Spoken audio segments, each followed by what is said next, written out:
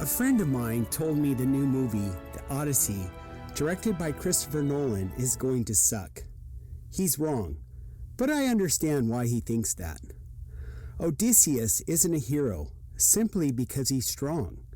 He's a hero because he tried, traumatized and trying to find a way back to a stable life after his world has been flipped upside down.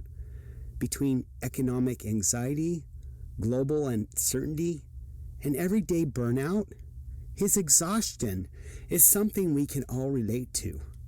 It's exactly why these narrative archetypes are so timeless.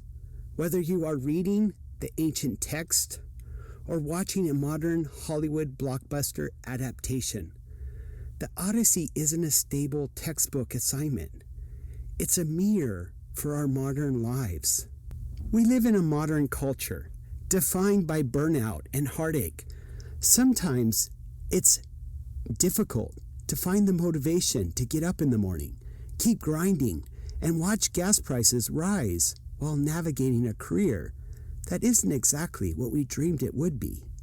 The temptation to just go numb and escape into the next best alternative is overwhelming. Beneath it is this quiet, heavy noise of daily responsibility. Homer builds a structure through this myth. The sirens, for instance, don't tempt Odysseus with sex. They tempt him with the past glory. We can all relate to this.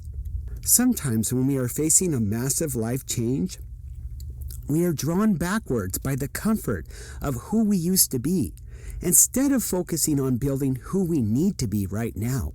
We see this friction again on Calypso's island, where Odysseus is given literal immortality and luxury. In our own lives, a sudden win or a financial comfort can make us feel invincible on paper, but it somehow still isn't enough.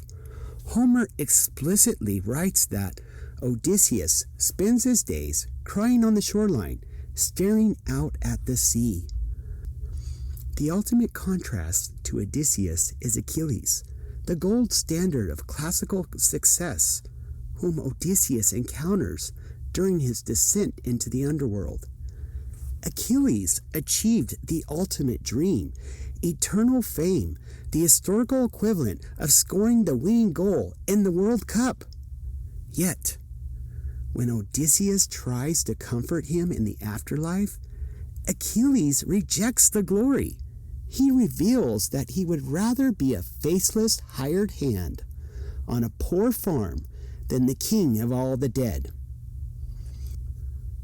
We are constantly hustling for a spectacular high-status life, only to realize that modern hustle culture can feel like a scam, a non-stop sales pitch urging us to constantly jump to the next chapter without living in the present. Achilles realizes too late that a life built entirely on pure ego carries no meaning once the smoke clears. It's a powerful reminder to step off the treadmill, embrace our messy, exhausting realities, and cherish the quiet moments, like going on a vacation with a loved one, or simply sipping coffee in the morning and enjoying the sunrise. By the time you get into your 30s, you quickly realize that brute force doesn't work anymore. You can't just smash through problems. You have to adapt to the economy, pivot around the unexpected hardships, and endure by making healthier choices. You have to play the long game like Odysseus, not the short, destructive game like Achilles. I don't think the Odyssey sucks because it isn't actually about monsters. It's about the terrifying reality of our modern lives and the truth that the hardest journey you will ever take is just trying to make it back to the person you are supposed to become. So, ask yourself, do you want to live this life to be remembered by a crowd of strangers like Achilles? Or do you want to be there for the people who love you like Odysseus. Achilles died young with his pride, demanding the world bend the knee. Odysseus grew old, willing to swallow his pride just to make it home to his family. Homer gave us a blueprint that if we give it a chance, it will absolutely not suck. I'm Danny Hop, and you're watching From Page to Premiere. Which character would you rather be? Achilles or Odysseus? Let me know in the comments below.